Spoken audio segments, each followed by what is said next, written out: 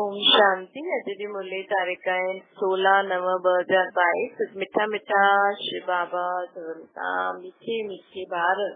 ये पूज्य पुजारी ज्ञान और भक्ति जो वंडरफुल खेल आहे।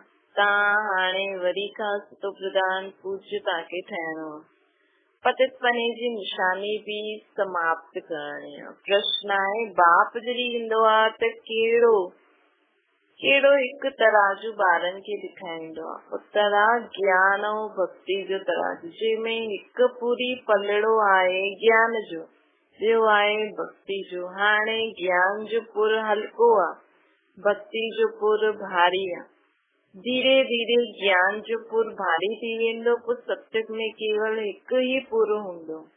हुते हिन तराजू जी दरगाह न आहे। ओम शांति। रूहानी बाप मीठे मीठे रूहानी ॿारनि खे ज्ञान ऐं भक्ति जो राज थो सम्झाए। ये त हाणे ॿार ॼाणे विया आहिनि कि बरोबर बाप आया आहिनि ऐं हिनजी वरी असांखे वरी खां पूज्य देवी देवता था ठाहिनि। जो आसुरी संप्रदाय ठही वई आहे, हाणे वरी खां देवी संप्रदाय ठहे थी, अर्थात हाणे भक्ति जो चक्कर पूरो थियो। यह भी हाणे मालूम थियो आहे कि भक्ति कॾहिं खां शुरू थी आहे। रावण राज्य कॾहिं खां शुरू थियो, कॾहिं पूरो थींदो। पोइ राम राज्य कॾहिं खां शुरू थींदो। तव्हां ॿारनि जी बुद्धि में वर्ल्ड जी हिस्ट्री जोग्राफी आहे। बरोबर 4 युग हूंदा आहिनि। हाणे संगम युग जो चक्कर व ड्रामो हले थो। यह असां सभु ॿारनि जी बुद्धि में वेठो आहे। कंहिंजी बुद्धि में वेठो आहे? असां प्रजापिता ब्रह्मा मुख वंशावली ब्राह्मणनि जी बुद्धि में वेठो आहे।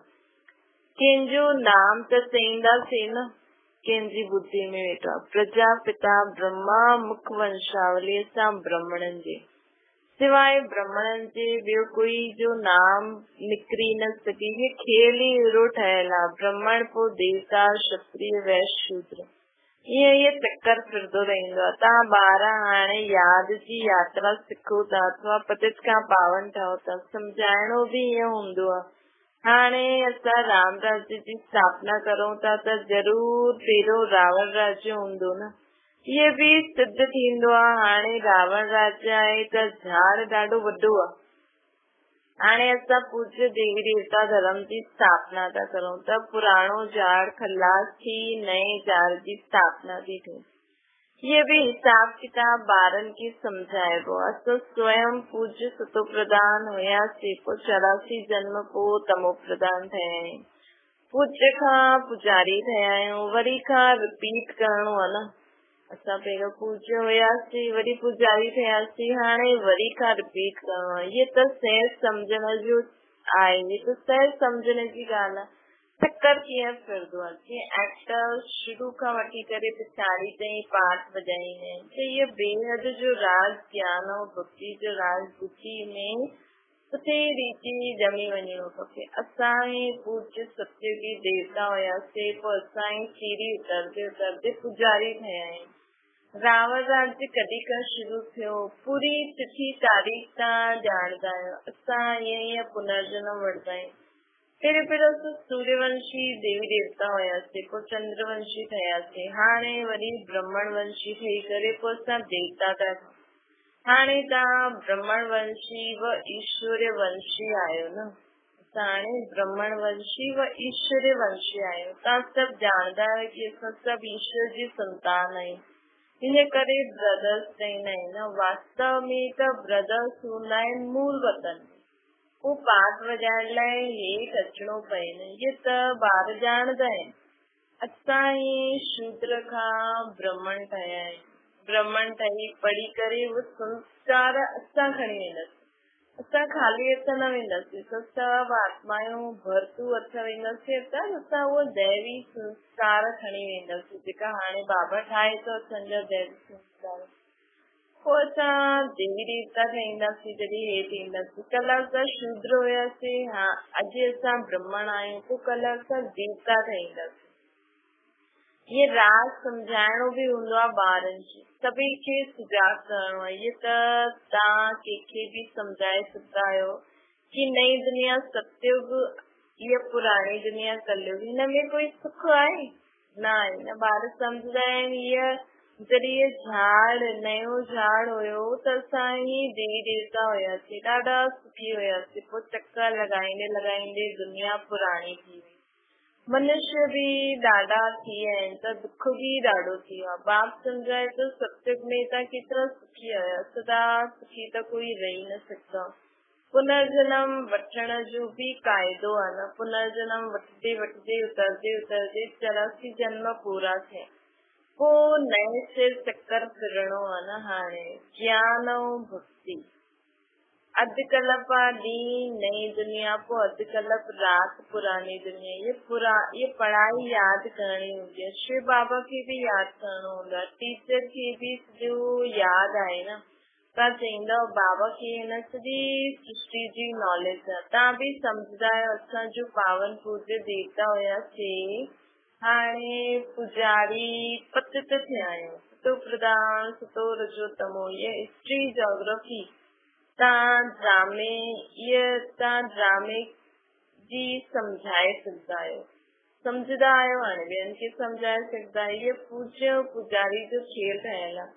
ईअं पाण सां न ॻाल्हियूं करणियूं खपनि। सतो प्रधान थियण लाइ मुख्य आहे ज्ञान ऐं योग। ज्ञान आहे सृष्टि जे चक्कर, ऐं योग सां असां आत्मा जी पावन था ठहूं। केतिरी सहज आहे न, कंहिंखे भी सम्झाए सघंदा आहियो। जीअं बाबा सम्झाईंदा आहिनि, सिर्फ़ु बाबा ॿाहिरि न वेंदा आहिनि, छो जी बाप हिननि सां गॾु आहे। कोई भी मनुष्य सदगति खे त ॼाणंदो न आहे, सदगति जी ॻाल्हियूं त तॾहिं सम्झे जॾहिं सदगति दाता खे पहचाने।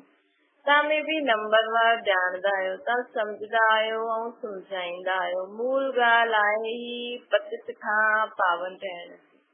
यादि ताईं तमो प्रधान खां सतो प्रधान ठही वेंदो न। हितां जा ॿार ॿाहिरां जा ॿार चईंदा आहिनि कि योग कीअं सिखला, योग कीअं लॻाई, चईंदा आहिनि पतित खां पावन थियण जी युक्ति छा आहे। छो जो हिन में मुंहिंजे आहे न त सम्झाइणो खपे कि खेल हार ऐं जीत जो आहे। भारती पतित खां पावन ऐं पावन खां पतित थींदो आहे। अधु कलाक ज्ञान अर्थात पावन, अधु कलाक भक्ति अर्थात पतित। हाणे वरी खां पतित खां पावन थियणो आहे न। ये यादि जी यात्रा प्राचीन ॾाढी नामी ग्रामी आहे। उहो त जिस्मानी यात्रा ई त जन जन्मांतर कंदे कंदे हेठि किरंदा आया आहिनि। ईअं न कि उन्हनि सां पावन ठहींदसि। पावन ठहण वारो हिकु बाप आहे, उहो हिकु ई बार ईंदो आहे। शिव बाबा जो पुनर्जन्म न थींदसि। मनुष्य खे 84 जन्मनि जे चक्कर में अचिणो आहे। बाप चए थो ही कहानी ॾाढी सहज, सिर्फ़ु कैरेक्टर ज़रूर बदिलणा खपनि। जेसि ताईं तव्हां देवता आहियो त तव्हांजो फर्स्ट क्लास कैरेक्टर हुया न। हाणे धीरे धीरे तव्हांजो कैरेक्टर बिगड़ंदो आयो आहे। रावण राज्य में तव्हां हाणे बिल्कुलु बिगड़ी विया आहियो। अधु कलाक भक्ति मार्ग में पतित थींदे हाहाकार मचायो। पावन शिवालय सां पतित वैश्यालय ठही वियो। रावण हितां ते जीत पाई। कोई कोशिश ई न कंदो आहे कि राम राज्य कीअं ठहे। बाप खे अचणो पवंदो। इहो भी ड्रामो ठहियल आहे। रावण राज्य में असां किरंदा आया आहियूं, हाणे वरी चढ़णो आहे। बाप अची करे सभिनि खे जगाईंदो आहे। छो जो सभु भक्ति में सुम्ही पिया आहिनि। बाप आया आहिनि त बि सुम्ही पिया आहिनि। बाप ईंदा ई आहिनि पिछाड़ी में, जॾहिं अज्ञान नींद में सुम्ही पिया हूंदा आहिनि। जॾहिं बाबा ईंदा आहिनि पिछाड़ी में, तॾहिं सभु अज्ञान नींद में सुम्ही पिया आहिनि। पोइ बाबा धीरे धीरे सभिनि खे उथाईंदो आहे। जेसिताईं उथाए त तेसिताईं बाक़ी त सुम्हल ई हूंदा न।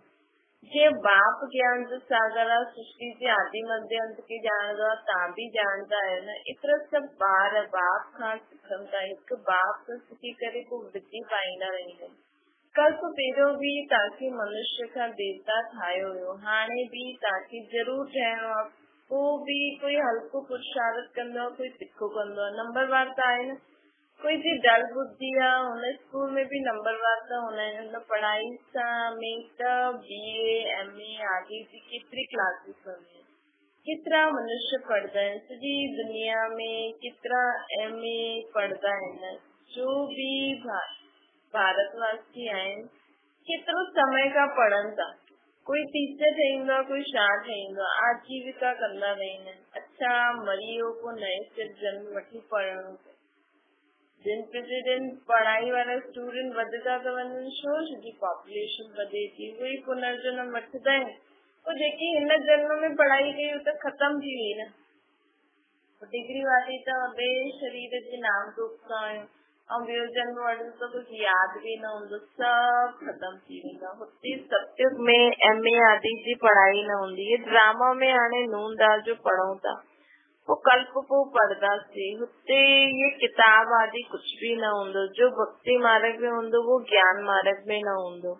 भक्ति मार्ग में वो पढ़ाईंदा आहिनि, जो पास्ट थी वियो वो पढ़ाईंदा आहिनि। भक्ति मार्ग में ये तो थींदा न। बाप ॿुधाईंदो आहे कॾहिं खां राम राज्य कॾहिं खां रावण राज्य थींदो आहे, पोइ असां कीअं हेठि उतरंदा आहियूं। तव्हांजी बुद्धि में ये सभु राज सुठी रीति वेठिया आहिनि। बाबा चवनि था तव्हांजो हाणे तव्हांखे हाणे पुरुषार्थ करणो ऊच ते ऊच थियण जो, परंतु राजाई में सभु हिकु जहिड़ा ठही न सघंदा। कोई तो सुठी रीति पुरुषार्थ कंदो आहे पावन ठाहिण लाइ, दैवी गुण धारण कंदो। तव्हांजो ईश्वरीय रजिस्टर बि आहे, पंहिंजी जांच करणी आहे कि असां में कोई अवगुण त न आहे। ॻाईंदा आहिनि असां निर्गुण हारे में कोई गुण न आहे। असां सम्झंदा आहिनि असां में अवगुण आहे। जॾहिं असां में सभु गुण हुया त असां सर्वगुण संपन्न 16 कला संपूर्ण हुयासीं। उन्हनि जो राज्य हुयो, चित्र भी आहिनि। हुते इहा मंदिर आदि भी न हूंदा, हुते भक्ति मार्ग जो चिन्ह भी न हूंदो। भक्ति मार्ग में को ज्ञान जो चिंचक मात्र चिन्ह न आहे, इहे भी तव्हां नंबरवार ॼाणंदा आहियो। जो सुठी रीति पढ़ी करे धारण कंदा आहिनि त क्वालिफिकेशन भी ईंदी वेंदियूं आहिनि न। दिल में ईंदो आहे कि बाप जंहिंसां असां विश्व जी बादशाही वेठूं था उन्हनि जो केतिरो मददगार ठहिणो खपे। असां ईश्वरीय संतान आहियूं, बाप आयो आहे सभिनि खे सुखदाई ठाहिण लाइ। कभी कॾहिं कंहिंखे कोई दुख न ॾियो, कॾहिं कोई भी दुख न ॾींदो आहे बाबा। चवंदा आहिनि न दुख सुख भॻवान थो ॾे, लेकिन भॻवान कॾहिं कंहिंखे दुख थोरी ॾींदो आहे। त सभिनि खे सुखदाई ठाहे थो न। ॿारनि खे एतिरो ऊचो ठाहिणो आहे। बाबा बार बार सम्झाईनि पाण वटि नोट रखो, कंहिंखे दुख त न ॾिनो। बाप सभिनि खे सुख ॾींदा आहिनि, असां भी सभिनि खे सुख ॾियूं। इहे जीवन ई बाबा जी सर्विस में लॻाई आहे।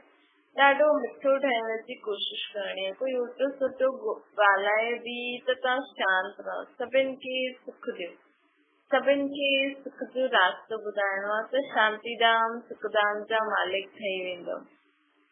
सुखदाई ठहिणो आहे। शिव जी बाप सदा सुखदाता आहिनि, सभिनि खे दुखनि सां दूर कंदो आहे। बुद्धि में ईंदो आहे असां ॾाढो सुख ॾियण वारा हुयासीं। जॾहिं असां सुखी हुयासीं त विकारनि जो नाम निशान न हुयो, काम कटारी न हलाईंदा हुयासीं। सत्युग में कोई दुखी न ठाहींदो आहे। बाप वरी खां ॿारनि खे चए थो पंहिंजे खे आत्मा सम्झो, आत्मा खे ई पावन ठहिणो आहे। आत्मा में कोई पततपने जी निशानी न हुजे। दिन प्रतिदिन तव्हां उन्नति खे पाईंदा वेंदा। नंबरवार पुरुषार्थ अनुसार राजाई पाई हुई, हाणे वरी पायो था, वरी पाइण लाइ पुरुषार्थ था करो। ॾिसंदा रहंदा आहियो कि केरु केतिरो पुरुषार्थ कंदो। केतिरनि खे असां सुख ॾींदा आहियूं। ॿार ॼाणंदा आहिनि कि सत्युग में असां कोई खे दुख न ॾिनो हुयो। कम पुरुषार्थ कंदा आहियूं त सजाई खाई करे कम पद पाईंदा आहिनि।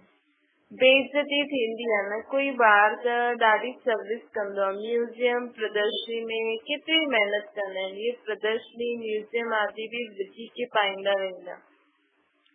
तराजू में ये ज्ञान जो तरफ भारी थींदो वेंदो आहे। हिकु तरफ़ ज्ञान, ॿियो तरफ़ भक्ति। हिन समय भक्ति जो पुर ॾाढो भारी आहे, हिकदमि हेठि पट ते पई अचे।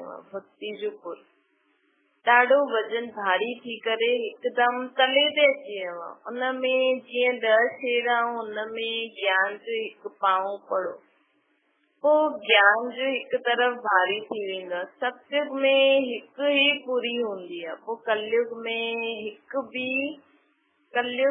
भी हिकु ही पूरी हूंदी आहे। सतयुग में भी हिकु ही पूरी हूंदी आहे, कलयुग में भी पूरी न पुर। सतयुग में भी हिकु ज्ञान जो पूरो हूंदो आहे ऐं कलयुग में भी हिकु भक्ति जो पूरो हूंदो आहे। सत्युग में ज्ञान जो तरफ वारो भारी हूंदा, भले प्रालब्ध हूंदी आहे, ज्ञान न हूंदो आहे, लेकिन प्रालब्ध त ज्ञान जी हूंदी आहे न। कलयुग में भक्ति जो हिकु पुर हूंदो आहे, संगम जे ॿ पुर हूंदा आहिनि। छो जी कलयुग में असांखे ज्ञान जी जरा भी नॉलेज न हुई न, त हाणे जीअं ई संगम शुरू थिया तीअं ई ज्ञान जो पुर शुरू थियो। पोइ धीरे धीरे असांजो भक्ति जो पुर खाली थींदो थो वञे, ज्ञान जो पुर भरंदो थो वञे। पोइ ज्ञान जो पुर भरी वेंदो, भक्ति जो पुर खाली थी वेंदो। सत्युग में सिर्फ़ ज्ञान जो पुर हूंदो। ज्ञान जे पुर में केतिरा थोड़ा आहिनि, केतिरा हल्का आहिनि, पोइ हुते खां ट्रांसफर थी हिकु तरफ़ भरदा वेंदा, तॾहिं भक्ति ख़तम थी वेंदी।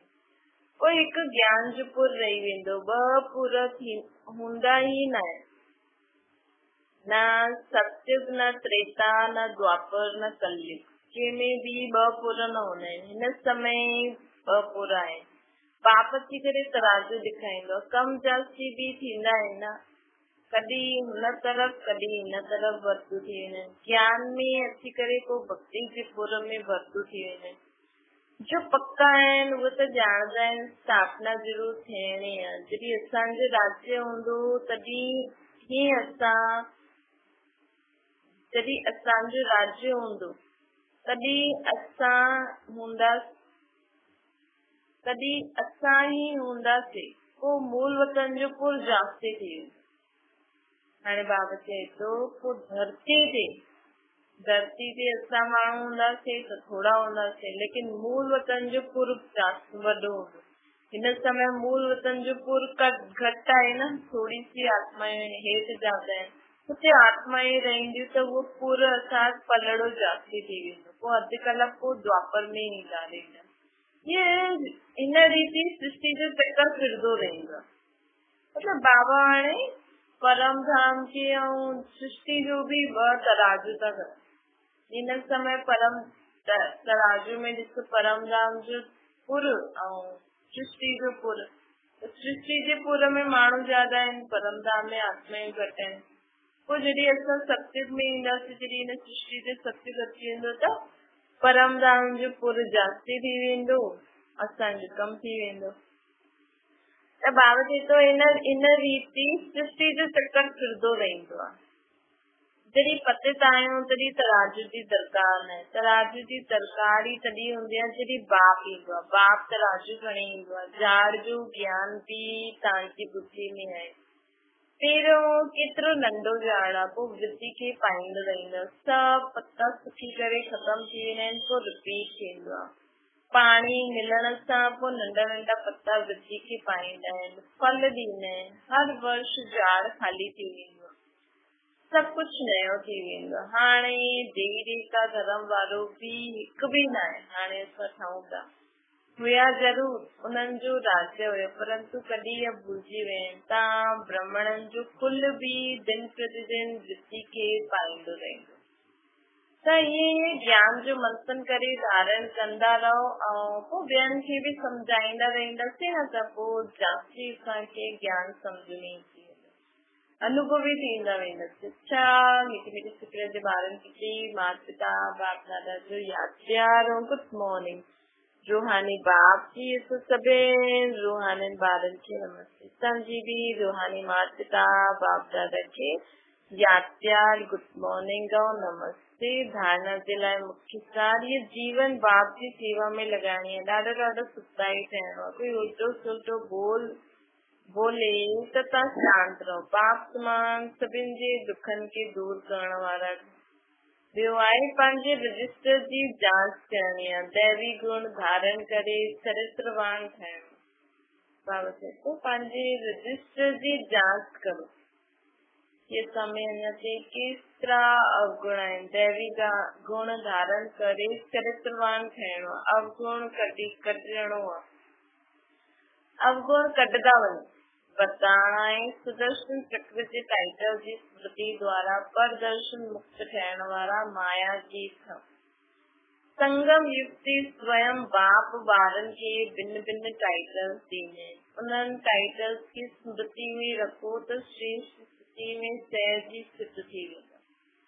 सिर्फ बुद्धि सां वर्णन न करो, लेकिन सीट ते सेट थी वञो कि जहिड़ो टाइटल ओड़ी स्थिति थी हुई। त जेको बि जीअं बाबा चवंदा मात्र सर्वशक्तिवान आहे, त असांखे वो टाइटल याद करे हुन स्थिति में स्थित थियणो आहे। यदि स्वदर्शन चक्रधारी जो टाइटल स्मृति में रहे तब परदर्शन न हलणो खपे। स्व जे बारे में सोचो। स्वदर्शन चक्रधारी अर्थात माया जी। माया हुननि जे आगे पंहिंजी हिम्मत भी न रखी सकती है। जेकी आत्मा स्वदर्शन चक्रधारी रहे, खुद जे बारे में जेको बाबा स्व जे बारे में दर्शन कराया थी कि सतयुग में हुयो, त्रेता द्वापर कलयुग परमधाम जी आत्माएं, खुद जे बारे में असां चिंतन कंदा रहंदासीं न, मां आत्मा आत्मिक आत्मा जे बारे में जो भी दर्शन ॾिनो अथई बाबा, सम्झ ॾिनी अथई, त माया उन्हनि जे आगे अचण जी हिम्मत भी न रखंदी। स्वदर्शन चक्र जे अॻियां कोई ठहरी न सघंदो। स्लोगन आहे वानप्रस्थ स्थिति जो अनुभव करो ऐं करायो त बचपन जा खेल समाप्त थी वेंदा। हाणे सदाई यादि रखो, असां ऊचे ते ऊचे बाप जी संतान आहियूं। सभु आत्मा असांजा नंढा नंढा भाउ आहिनि। असां केॾी ऊची आत्माएं आहियूं। त अगर कोई आत्मा समझे क्या गलती थी करे या कुछ भी ऐसी करे तो समझे नंढो भाई था है, मतलब बचपन से ये खेल समाप्त किए। सदा ये याद रखो, मां ऊंची थी ऊंची बाप की संतान है। सभी आत्माएं की मुक्ति जीवन मुक्ति जो वस्तु लेने वाली आत्मा। अच्छा, ओम शांति।